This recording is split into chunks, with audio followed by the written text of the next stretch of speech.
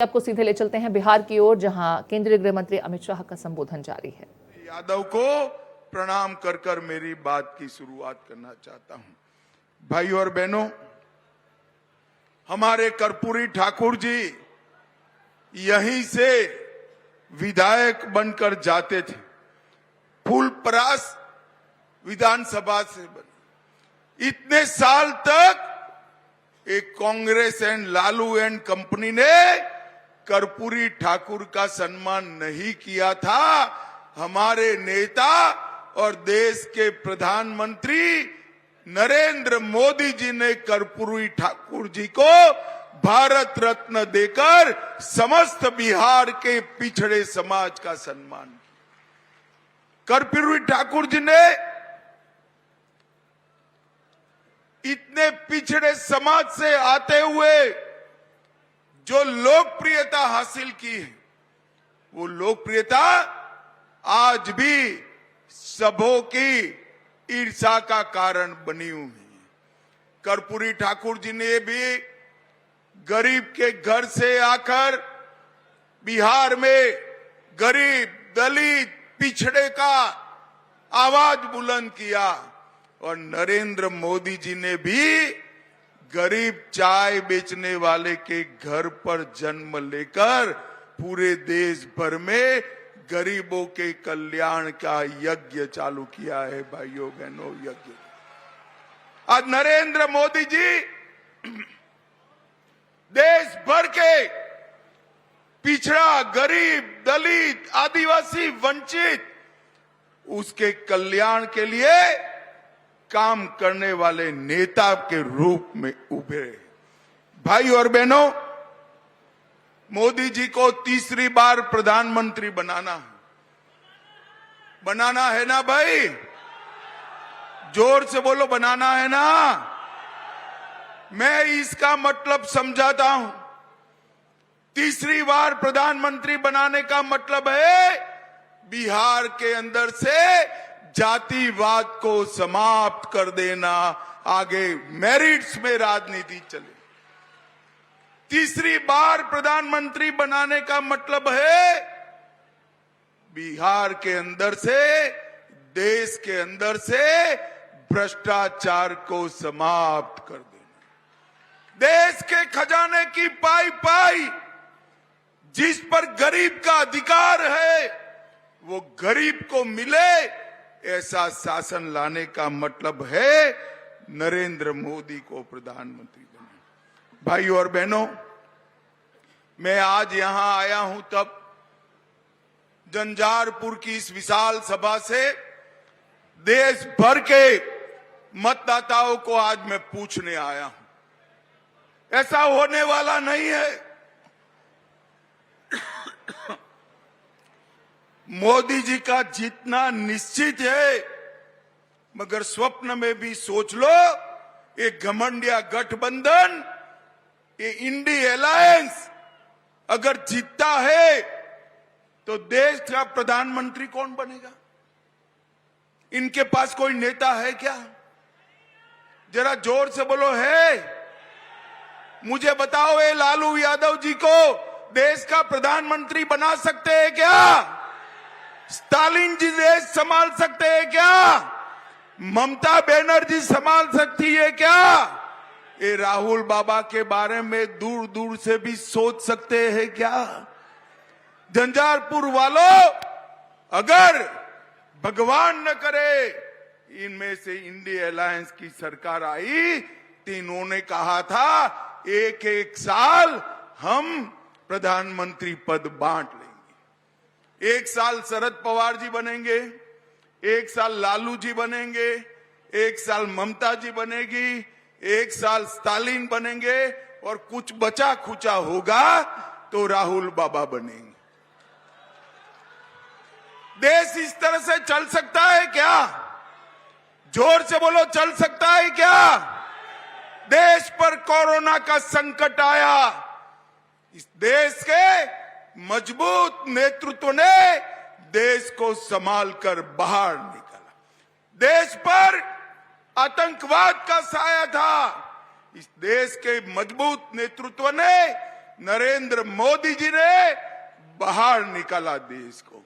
देश में नक्सलवाद था, बिहार में भी था। नक्सलवाद का खात्मा करने का काम ये मजबूत नेतृत्व ने किया और मोदी जी के नेतृत्व में ही G20 हुआ और पूरी दुनिया में भारत का सम्मान बढ़ाने का काम भी ये मजबूत नेतृत्व किया। भाई और बहनों, देश को मजबूर नेतृत्व नहीं चाहिए, देश को मजबूत नेतृत्व चाहिए। झंझारपुर वालों, मैं आपको पूछने आया हूं, आप सभी को कोरोना का टीका लगा है या नहीं लगा है? अरे जोर से बोलो, लगा है या नहीं लगा है? 4 आना भी खर्च हुआ है क्या? मोदी जी ने कॉफी पिलाकर मुफ्त में टीका लगाया ना। छोटे बड़े गरीब धनवान सभी को लगाना भाई। मोदी जी ने 130 करोड़ टीके लगाकर भारत को कोरोना से सुरक्षित करने का काम हमारे नरेंद्र मोदी जी ने किया है। और उस वक्त ये राहुल बाबा मखौल उड़ाते थे, टीका मत लगाइयो, ये मोदी टीका है। ये तो अच्छा है भाई, झंझारपुर वाले उनकी सुनते नहीं, सभी ने लगा दिया। जब राहुल बाबा को लगा कि सभी लोग लगाते हैं, एक दिन अंधेरे में जाकर वो भी टीका लगाकर आ गए। अरे राहुल बाबा, शर्म करो, शर्म करो।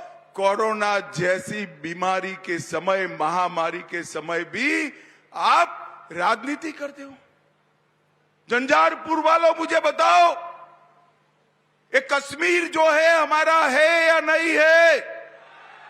जोर से बोलो, है या नहीं है? ये खड़गे साहब कहते हैं बिहार और राजस्थान का कश्मीर से क्या लेन देन है? अरे खड़गे साहब, 80 पार कर गए आप, परंतु देश को समझ नहीं पाए। कश्मीर के लिए मेरे झंझारपुर का बच्चा बच्चा अपनी जान देने के लिए तैयार है। जान 70 साल से ये लोग धारा 370 को एक अनौरस बच्चे की तरह संभाल कर बैठे थे। नरेंद्र मोदी जी ने 5 अगस्त 2019 को धारा 370 को हमेशा के लिए समाप्त कर दिया और कश्मीर को हमेशा के लिए भारत का बना दिया। भाई और बहनों, यूपीए के 10 साल में आए दिन बम धमाके, कोई कुछ नहीं बोलता था, तुष्टीकरण की राजनीति होती थी। मोदी जी आए, उरी और पुलवामा में बम धमाका हुआ, 10 ही दिन में पाकिस्तान के घर में घुसकर सर्जिकल स्ट्राइक और एयर स्ट्राइक कर मोदी जी ने आतंकवाद का सफाया करने का। भाई और बहनों, मोदी जी ने इस देश को आतंकवाद और नक्सलवाद से मुक्त कराया। ये जो घमंडिया गठबंधन है, इनके नेता ये देश को संभाल नहीं सकते। मोदी जी का नेतृत्व ही कोरोना से भी बचा सकता है, आतंकवाद से भी बचा सकता है। कश्मीर में शासन सुशासन मोदी जी ही स्थापित कर सकते। मुझे बताओ भाई, मैं सीता माता की धरती पर आया हूं। अयोध्या में राम मंदिर बनना चाहिए था या नहीं बनना चाहिए था? जोर से बोलो माताएं बहनें, विशेष जोर से बोले, बनना चाहिए था या नहीं बनना चाहिए? 70 साल तक राम जन्मभूमि को मसले को ये लटकाते रहे, अटकाते रहे, भटकाते रहे। मोदी जी ने 5 ही साल में केस भी जीता, भूमि पूजन भी किया और प्राण प्रतिष्ठा कर कर जय श्री राम कर दिया।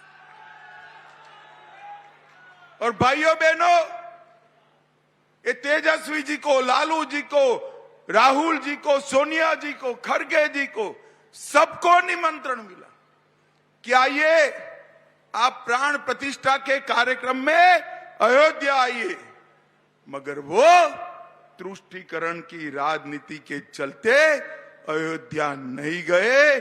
और मैं आज बताने आया हूं मित्रों, पूरा देश का राम भक्त और विशेषकर माताएं बहनें ये इंडी अलायंस से नाराज हैं, जिन्होंने प्रभु श्री राम के प्राण प्रतिष्ठा का अनादर किया, बहिष्कार किया।